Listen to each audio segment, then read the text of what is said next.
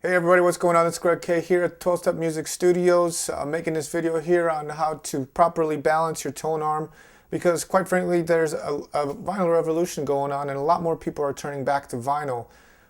As well as your Serato users, you're using your vinyl controllers or your Tractor users. If you guys are using the Tractor control records, it's important to get that tone arm leveled correctly so you want to do this for a couple of reasons. Number one is by properly balancing the tone arm, you're going to give your needles a longer lifetime, okay? Number two, when you properly balance the tone arm, the needle actually contacts the vinyl and the grooves at the perfect level so that it can read most of the grooves and you can get the best frequency. And knowing you're a vinyl aficionado is someone who loves sound, so you want the best vinyl sound. So you definitely want to do that. And there's a lot of times I've gone to parties and DJ'd at parties, and I come up and the needle's just kind of whack, and it's going to really mess up your needle. Plus, it'll mess up your records. Over time, it'll dig into your grooves, and you'll lose audio quality. So just a couple little things about me in the background. I've DJ'd vinyl records for, I would say, yeah, it's been over 10 years now.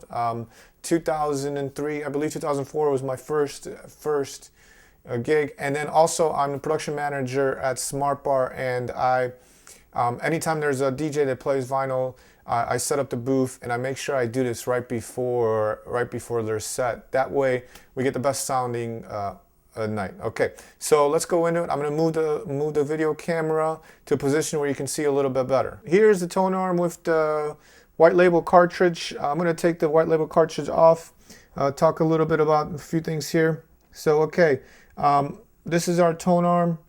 This is our counterweight right here, and this is our anti-skating. Okay, so I'm going to put the anti-skating to 0. Basically, all the anti-skating does is it prevents your needle from skipping too much, as well as the weight. So now, what you want to do here is put your needle cartridge right into the tone arm. You're going to go ahead and screw it in right in here. Next thing you do, I'm going to go ahead and move it here, and I'm going to move this here, the dial. All right, so first thing you want to do is you want to balance the needle so that it floats evenly. So I'm going to find that perfect floating point, right? All right, so see, this is a little too high here, and this is, I'm going to show you here, this is weighted down too much right now. So you want to find that perfect balance so it floats. Let's go ahead and get it to the float. It might take you a couple tries to get used to it, to find that perfect space. As you can see, now it's floating. It's not going too high. It's not touching our platter either. So there you go. Now what I'm going to do is I'm going to move this dial here without moving the counterweight, okay, to 0. Okay. When I move it to 0, okay, now we got it. And what happens now is you're going to move the whole counterweight to the recommended tone arm weight balance, okay? And now Shure white labels on there, and you can find this online basically on all the cartridges have like a recommended weight. Usually it's about 2.5 to 3.5, and in fact that's what Shure white labels have recommended to set it between 2.5 and 3.5. I like to go ahead and just put it right in the middle, so I'm going to move it to 3. See how I'm moving that counterweight? All right, you see, and then the dial stays where it is. Now we're at 3.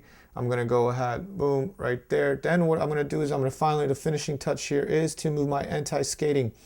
I like to move the anti-skating to about the same wherever my counterweight is, so I'm going to do it about 3. You could do 2.5 if you want as well. And then, boom. Let's put on a record. This one goes out here to my buddy, Gonzo. He's a big fan of this record. Let me see if you can see it. Oh yeah, there it is. This is Andre's. This was a 2012 big hit here. Everybody really loves it. Let's see how it sounds. All right.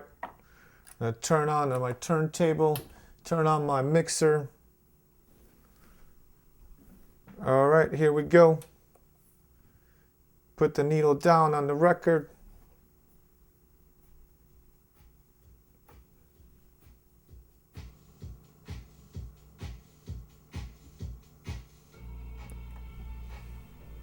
And there you go, guys. That's going to do it for us today.